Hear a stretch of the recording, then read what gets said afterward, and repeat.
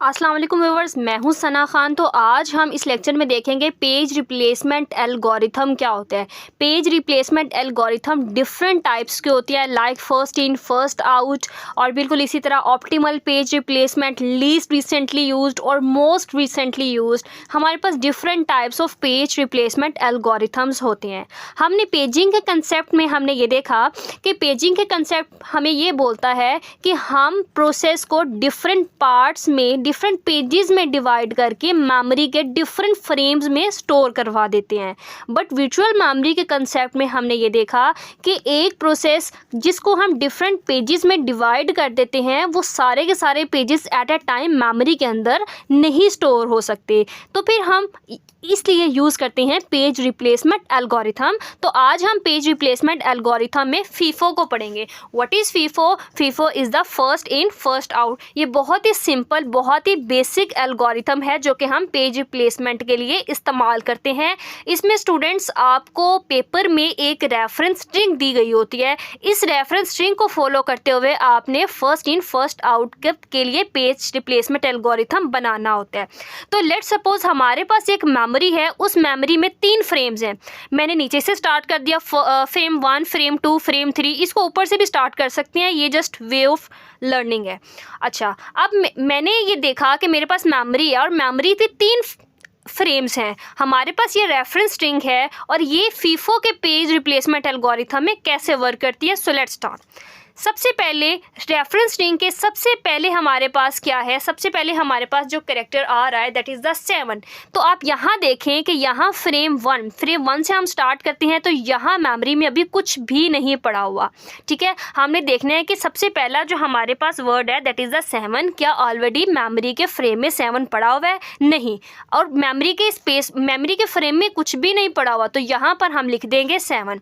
और यहाँ पर हमने 7 लिख दिया, ये वाला 7 उठाकर वहाँ पर रख दिया और हमने देखा कि हमें यहाँ पर 7 की ज़रूरत थी, लेकिन मेमोरी सीपीयू को 7 की ज़रूरत है, उसने 7th पेज एग्जीक्यूट करना था। बट हमने देखा कि फ्रेम में 7 पेज पड़ा ही नहीं है, तो मैंने इसको क्या किया, सेकेंडरी स्टोरेज से उठाकर मेन मेमोरी में रख दिया। ठीक है, तो यहाँ पर मेरे पास क्या हो जाएगा, पेज फॉल्ट। पेज फॉल्ट को पेज मिस भी बोलते हैं।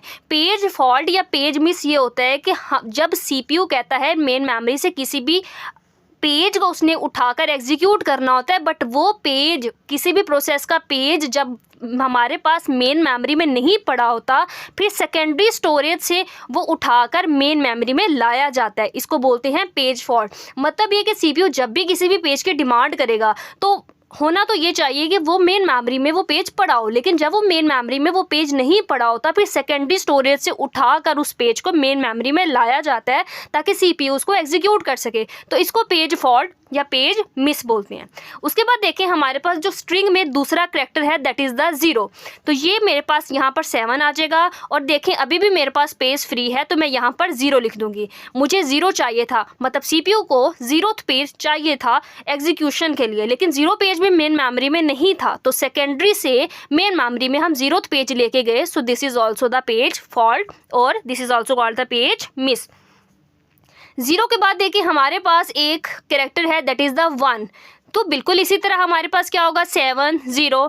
अब देखिए हमारे पास 1 मौजूद नहीं है और यहाँ पर स्पेस भी है, तो हम क्या करेंगे, सीधा हम सिंपली हार्ड डिस्क जो हमारी सेकेंडरी स्टोरेज है वहाँ से हम पेज उठाएंगे और मेन मेमोरी में ले आएंगे ताकि सीपीयू इसको एग्जीक्यूट कर सके, दैट इज़ द 1।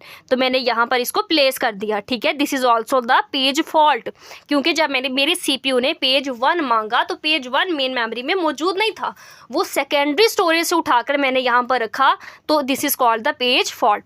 अब उसके बाद देखिए मेरे पास है 2। अब देखिए मेरे पास कोई भी स्पेस नहीं है। 7 हमारे पास 3 फ्रेम्स थे और तीनों फ्रेम्स में एक में 7, एक में 0, एक में 1 पड़ा हुआ है, लेकिन अब सीपीयू सेकंड पेज मांग रहा है, पेज नंबर 2 मिसाल के तौर पर वो मांग रहा है। तो अब इस पेज को सीपीयू को देना ही देना है, लेकिन मेन मेमोरी में मौजूद नहीं है, मेन मेमोरी की स्पेस ख़त्म हो गई है। तो अब क्या किया जाएगा, सेकेंडरी स्टोरेज से पेज नंबर 2 तो लाया जाएगा, लेकिन वो रखा कहाँ जाएगा। तो यहाँ पर हमारे पास इस्तेमाल होते हैं पेज रिप्लेसमेंट एल्गोरिथम। हम पढ़ रहे हैं first in first out FIFO. FIFO में क्या होगा, सबसे पहले हमारे पास फ्रेम 1 था, फ्रेम 1 में 7 पड़ा, हम इसके साथ रिप्लेस कर देंगे। सबसे पहले नंबर आया हुआ है उसके साथ रिप्लेस कर देंगे। 7 है तो 7 की जगह हम यहाँ पर लिख देंगे 2 और बाकी 0 एंड 1 वैसे कर दिया। तो देखें जब CPU ने 2 मांगा, उसने पेज नंबर 2 मांगा, पेज नंबर 2 भी हमारे पास यहाँ मौजूद नहीं था मेन मेमोरी में, तो इसको भी हम लेके आए हैं सेकेंडरी स्टोरेज से, तो इसका मतलब है this is also a page fault. 2 के बाद देखिए हमारे पास नेक्स्ट जो करेक्टर है दैट इज द 0। अब हम देखेंगे लास्ट वाले में 2 0 1, हमें 0 चाहिए और 0 ऑलरेडी यहाँ पर मौजूद है। इसका मतलब है कि CPU कह रहा है कि मुझे 0th पेज चाहिए और 0th पेज मेन मेमोरी में ऑलरेडी मौजूद है, तो जो 0th पेज है वो सेकेंडरी स्टोरेज से लाने की ज़रूरत ही नहीं है क्योंकि मेन मेमोरी में ऑलरेडी मौजूद है। तो this is called the page hit, इसको बोलते हैं पेज हिट। अब देखें बिल्कुल इसी तरह से हम रिपीट कर देंगे। उसकी रीज़न ये है कि 0th पेज CPU मांग रहा है और 0 पेज ऑलरेडी पड़ा हुआ है, this is called the hit. उसके बाद हमारे पास नेक्स्ट करेक्टर है 3। अब देखिए 2 है, 0 है, 1 है, 3 नहीं है। अब हम किस पेज को रिप्लेस करेंगे और 3 वाले पेज को लाएंगे? पहले हमने फ्रेम 1 के पेज को रिप्लेस किया, अब हम फ्रेम 2 के पेज को रिप्लेस करेंगे। 0 को काट के 0 की जगह हम लाएंगे पेज 3, बाकी बिल्कुल उसी तरह रिपीट कर देंगे। CPU ने पेज नंबर 3 मांगा लेकिन वो भी यहाँ पर मौजूद नहीं था, इसलिए हमने सेकेंडरी स्टोरेज से यहाँ पर पेज नंबर 3 लेके आए हैं, इसलिए इसको पेज मिस या पेज फॉल्ट कहेंगे। उसके बाद है 0। अब 0 आया, अब देखिए क्या यहाँ पर 0 पड़ा हुआ है? नहीं, यहाँ पर 0 नहीं पड़ा, इसका मतलब है कि पेज मिस है, पेज मिस है। अब सेकेंडरी स्टोरेज से 0 को उठाकर हम मेन मेमोरी में लाएंगे, लेकिन किसकी जगह लाएंगे? पहले हमने फ्रेम 1 में 7 की जगह 2 रखा, फिर हमने फ्रेम 2 में 0 की जगह 3 रखा, अब है फ्रेम 3 की बारी। फ्रेम 3 में 1 की जगह 1 को काट कर हम यहाँ पर रखेंगे 0, बाकी स्ट्रिंग बिल्कुल उसी तरह से रिपीट हो जाएगी। उसके बाद हमारे पास नेक्स्ट कैरेक्टर है दैट इज़ द 4। अब देखें लास्ट वाले में 2 3 0 कहीं भी 4 मौजूद नहीं है, मेन मेमोरी में 4 मौजूद नहीं है। बिल्कुल इसी तरह हम लाएंगे सेकेंडरी स्टोरेज से, जब सेकेंडरी स्टोरेज से हम लाए तो this is called the page fault.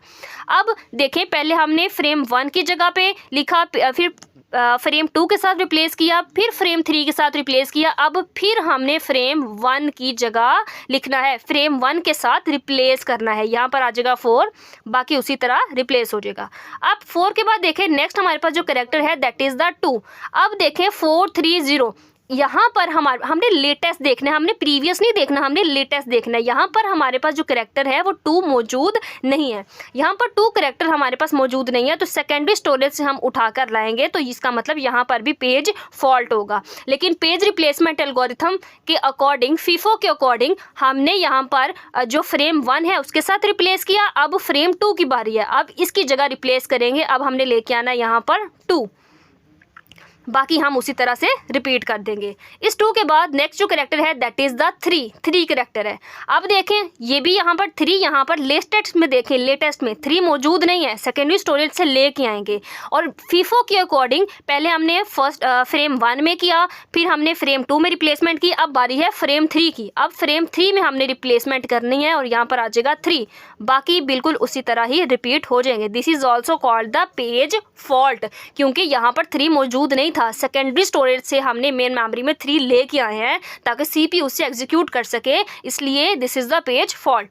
आगे है 0, तो 0 भी अगेन देखें यहाँ पर मौजूद नहीं है, तो हम क्या करेंगे, हम रिप्लेस करेंगे। हमने 0 लेके आना है सेकेंडरी स्टोरेज से, तो इसका मतलब है यहाँ पर होगा पेज फॉल्ट। लेकिन रिप्लेस किससे करेंगे? लास्ट टाइम देखिए हमने फ्रेम 3 के साथ किया, अब दोबारा फ्रेम 1 के साथ रिप्लेस करेंगे और यहाँ पर लिखेंगे 0, बाकी बिल्कुल उसी तरह से रिपीट हो जाएगा।